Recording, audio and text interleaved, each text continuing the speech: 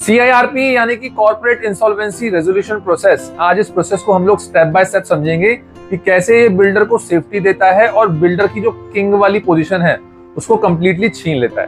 पहले ये जानते हैं कि ये CIRP शुरू कब होता है। जब कोई कंपनी जैसे रियल एस्टेट बिल्डर अपने डेब्ट्स या फिर कमिटमेंट्स पूरा नहीं कर पाता है, मतलब बैंक लोन NPA हो गया या फिर सप्लायर्स का पेमेंट अटक गया या फिर बायर्स के पैसे फंस गए और पोजीशन जो है वो नहीं मिला।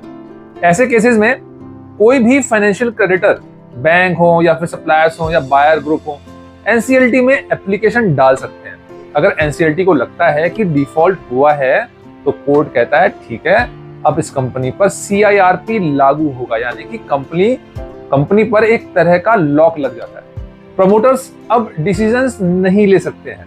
अब असली प्रोसेस शुरू होता है। इसमें 4 मेन स्टेजेस होते हैं। पहला होता है कि appointment of IRP, interim resolution professional. NCLT एक न्यूट्रल एक्सपर्ट अपॉइंट करता है जो कंपनी का पूरा कंट्रोल संभाल लेता है। बिल्डर अब सिर्फ नाम का ओनर है, असली फैसले IRP लेता है। दूसरा स्टेप है मोरेटोरियम पीरियड। ये बहुत इंटरेस्टिंग स्टेप है। NCLT अनाउंस करता है कि अब कंपनी के खिलाफ कोई भी नया केस फाइल नहीं होगा, कोई रिकवरी एक्शन जैसे कि बैंक ऑक्शन नहीं होगा। मतलब कंपनी को ब्रीदिंग स्पेस मिलती है ताकि रेजोल्यूशन अटेम्प्ट किया जा सके। थर्ड स्टेप है formation of committee of creditors, यानी कि COC। IRP सभी क्रेडिटर्स की जो है वो लिस्ट बनाता है। बैंक्स हैं, सप्लायर्स हैं और बायर्स हैं, इन सबकी लिस्ट बनाता है। बायर्स को भी अब फाइनेंशियल क्रेडिटर माना जाता है। फिर इन क्रेडिटर्स की एक कमेटी बनती है, यही डिसाइड करती है कि आगे क्या होगा, और इसके बाद होता है रेजोल्यूशन प्लान अप्रूवल। देखिए, अब नए इन्वेस्टर्स या डेवलपर्स इंटरेस्टेड पार्टीज के रूप में आते हैं। कोई कहता है कि मैं प्रोजेक्ट पूरा करूंगा, कोई कहता है कि मैं एसेट्स बाय करूंगा। COC वोट्स करती है और बेस्ट प्लान चुनती है। अगर 66% क्रेडिटर्स एग्री कर दें तो वो प्लान NCLT अप्रूव कर देता है।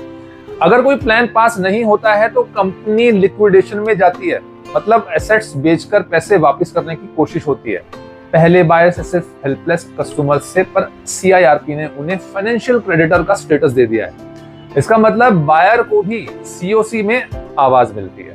बायर के इंटरेस्ट को प्रोटेक्ट करने की कोशिश होती है। अगर नया डेवलपर आता है तो प्रायोरिटी होती है कि फ्लैट्स पूरा करके पोजीशन मिले। और सबसे इंपॉर्टेंट बात यह है कि बायर्स इसमें अकेले नहीं लड़ते, बल्कि पूरी क्रेडिटर्स की जो आर्मी है उनके साथ खड़े होते हैं। अगर आपको CIRP या ऐसे किसी प्रोजेक्ट को क्लेरिफाई करना हो तो आप हमसे डायरेक्ट बात भी कर सकते हो। बस इस वीडियो के डिस्क्रिप्शन में जाएं और कंसल्टेशन स्लॉट बुक करें। वीडियो को देखने के लिए बहुत बहुत धन्यवाद। आपका दिन शुभ हो। जय हिंद।